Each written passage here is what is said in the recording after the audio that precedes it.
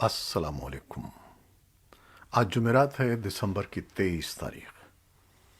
پاکستان میں اس وقت شام کے 7، بھارت میں 7:30، اور یہاں ہمارے اسٹوڈیوز کی گھڑیوں میں صبح کے 9 بج رہے ہیں۔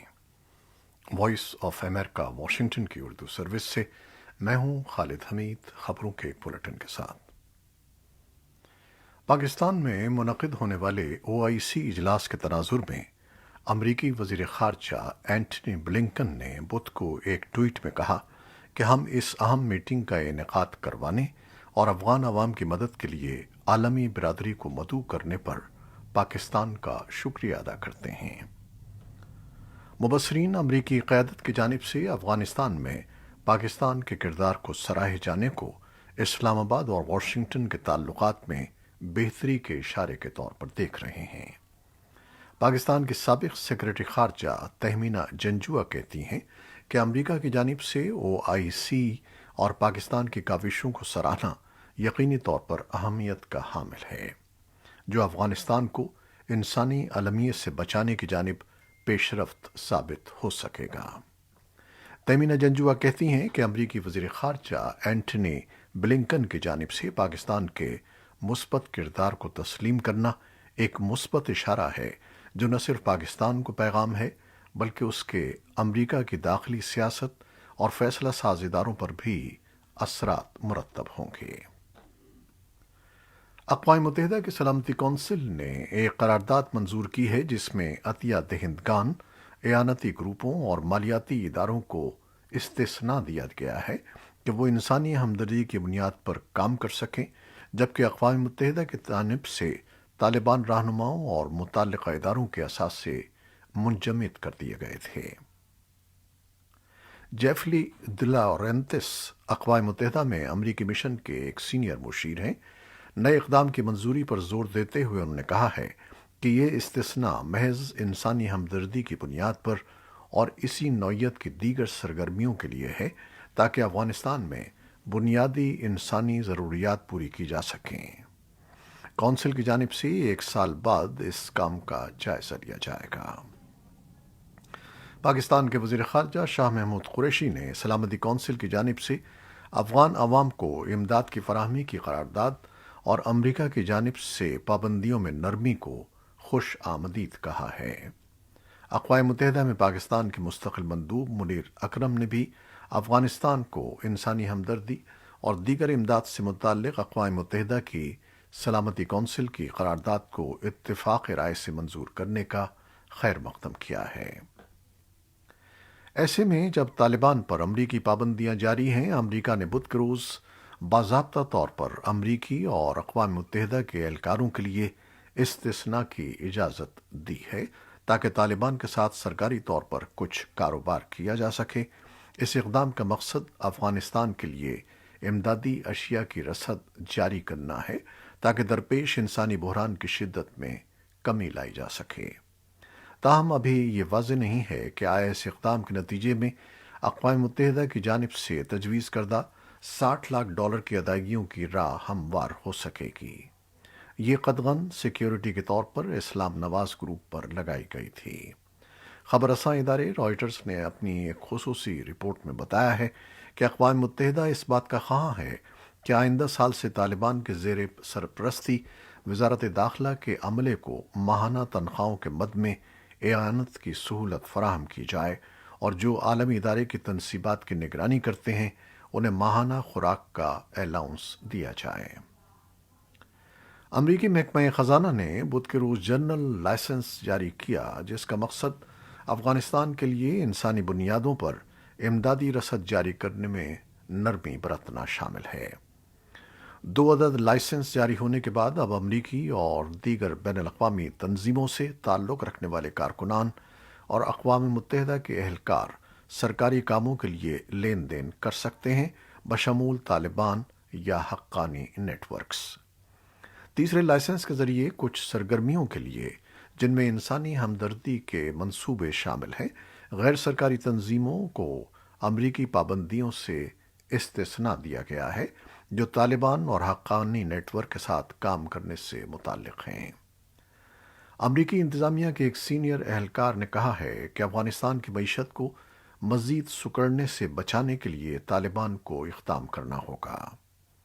امریکی وزیر خارجہ اینٹنی بلنکن نے ایک بیان میں کہا کہ امداد کی سطح بڑھانے کے کام میں ہم اپنے ساتھیوں کی کوششوں کی حمایت جاری رکھیں گے تاکہ ضرورت کے وقت میں درکار ضروری امدادی امداد فراہم کی جا سکے۔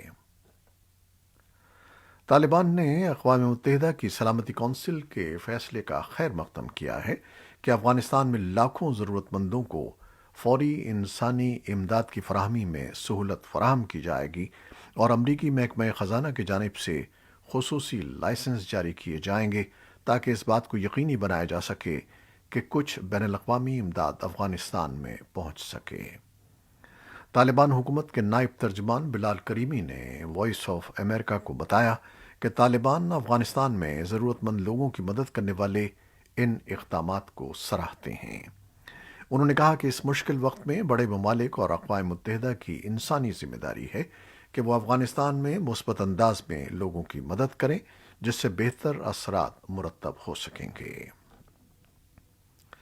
پاکستان کی وفاقی کابینہ نے خیبر پختونخوا کے بلدیاتی انتخابات میں برتری حاصل نہ کرنے اور بڑھتی ہوئی مہنگائی اور عوامی رد عمل کے پیش نظر 360 ارب روپے کے منی بجٹ اور اسٹیٹ بینک خود مختاری بل کی منظوری مؤخر کر دی ہے۔